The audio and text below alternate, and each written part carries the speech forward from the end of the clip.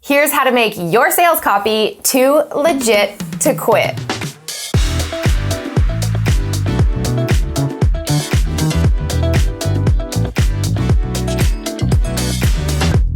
What's up guys, it's Alex, and in this video, I'll be sharing the 9 components of a compelling sales offer. Because here's the thing, as copywriters, it's our job to write offers that convert. It's why we're hired and it's why we're paid the big bucks.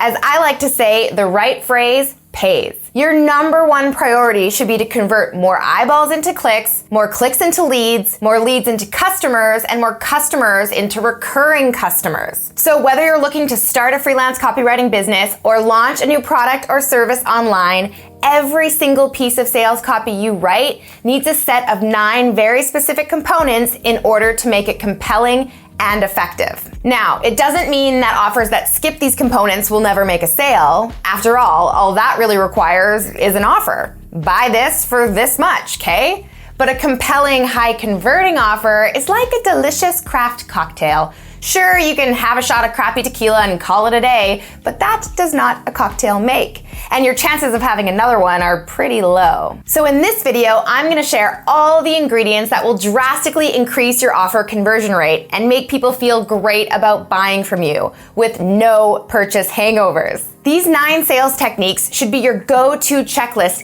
anytime you're writing a landing page or sales page. And at the end of this video, I'm gonna give you a little gift that'll help streamline your copywriting process. And in later videos, I'll be going much deeper into each of these core components to give you a clear idea of the different ways that they can be used. Because no 2 offers are exactly the same. So be sure to hit subscribe so you don't miss a single video from me, and click the little bell icon to be notified of when my next copywriting tutorial goes live. Now, these 9 compelling offer components are what I include in every single piece of copy I write for on-site conversions. So that's either an opt-in page where the goal is to get an email lead, or a sales page, either a written sales letter or a video sales letter where the goal is to make a sale. Now here they are in the most effective order of sales flow. Component number 1, the headline. Headlines are strategically written, attention-grabbing statements with the sole purpose of getting a viewer to engage with you. In the case of writing sales copy, the goal of the headline is to pique your prospect's curiosity enough to get them to continue reading or listening. At the end, I'll link to my video on how to write hot headlines, because that should be the video you watch next. Okay, moving on to component number 2, the S-hook. In copywriting, a hook is any idea that hooks the viewer's interest. You should open a loop with your headline and then continue on with that hook concept as you begin your sales message. It should provoke an emotion and help the reader identify with you. This is when your prospect self-selects. It's when they decide if you're actually talking to them. That's what makes this the single most important component of any sales page. It's the hardest part to write, but it's also my most favorite because it's where you really get creative. When it comes to the 80-20 rule, this is the 20% of the copy that takes 80% of your time, but it also makes 80% of the impact. Now, before I talk about why I call this the S-hook, I want to share a quote from TV producer and marketer Blair Warren. His famous one-sentence persuasion perfectly sums up the importance of a great hook. He says, "People will do anything for those who encourage their dreams, justify their failures, allay their fears, confirm their suspicions, and help them throw rocks at their enemies." This component of your sales message needs to do at least one of those things. Now, why I call it an S-hook is because this is most easily done in one of 3 ways: story, science, or supposition. I'll talk more about those S-hook angles in another video, so if you want to learn more about that, make sure to comment below and I'll make sure you get your hands on it. All right, moving on to number 3, the problem.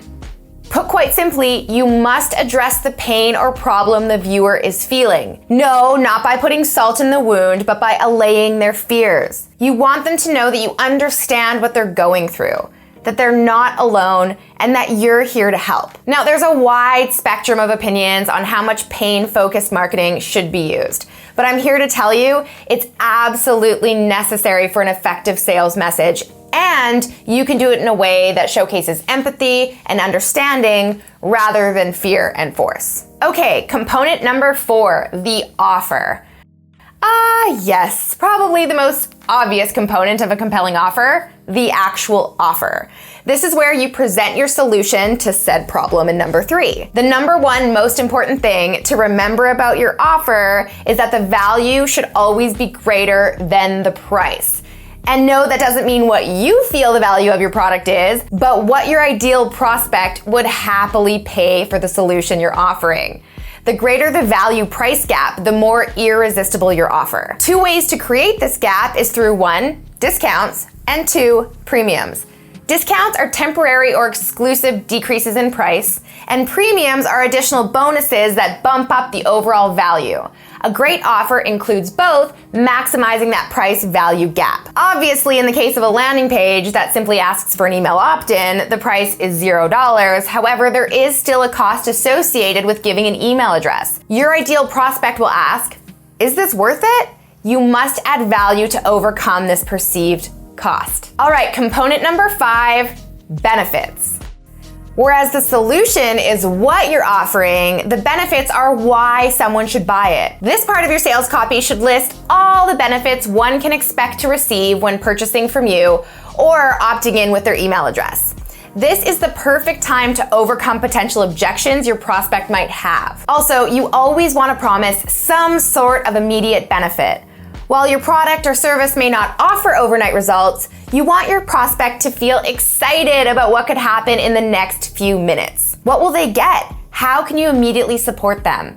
Why should they want to buy right now? All right, moving on to component number 6, my favorite, social proof. Social proof allays your prospect's fears, creates massive trust, and builds authority. In any way you can, you want to show how many other people have benefited from your product or service. This can be done through showcasing reviews, testimonials, social media comments, or follower size. Include as much of this as possible throughout your sales message and more heavily at the clear point of conversion, like right before you present an offer or on the shopping cart page. And this goes without saying, but I'm gonna say it anyways, only use real social proof. If you're not, you won't be in business long. All right, next up is component number 7, scarcity.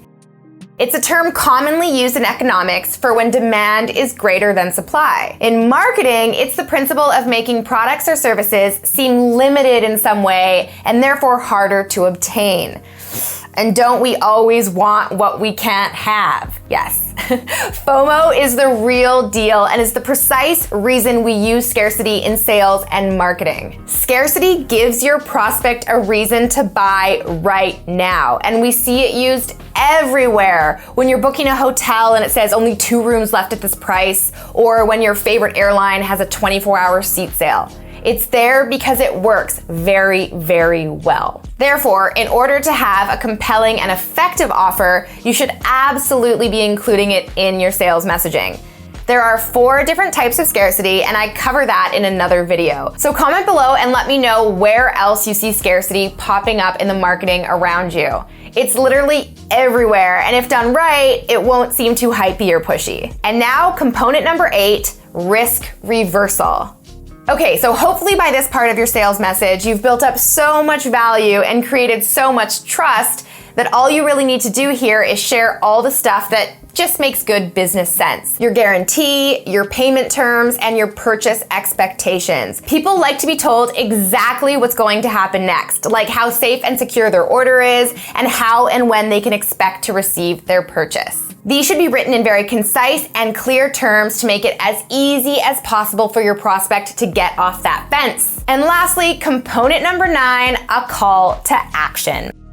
You need to tell your prospects what you want them to do, and what might seem super obvious to you, like a buy now button on the page, might not be all that obvious to others. On your sales or opt-in pages, include copy that tells people exactly what to do next, like complete your details below to reserve your free seat, or click the button below now to get instant access. The most important rule of copywriting is to only have one clear and concise call to action. You should only be asking your prospects to do one thing, and that's to either sign up or buy, not share, comment, like, watch, sign up, and buy. And if your sales message is longer than a couple hundred words, Be sure to include multiple calls to action throughout your page or video. And definitely have your first CTA above the fold, which means your prospect does not have to scroll in order to see it. Woo-wee! And there you have it. Those are the 9 components of an Alex Catoni approved sales letter. Please give me a thumbs up below if you found this video helpful. And when you share it on Facebook, Twitter, or Instagram, be sure to tag me at Alex Catoni so I can say thank you. Now, before you go, I did promise a little gift to those of you who stuck around. So check the description below for a special link where you can download my 9-point hot offer checklist, where I'll share my detailed notes from this episode along with a checklist that you can print off and use for every single piece of new copy you write. Thank you so much for tuning in. Next up, definitely go check out this video on how to write hot headlines,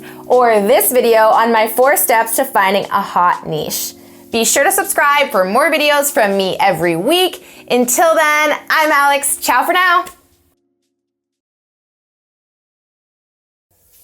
Sproof the hair, sproof the hair. Okay. Blech.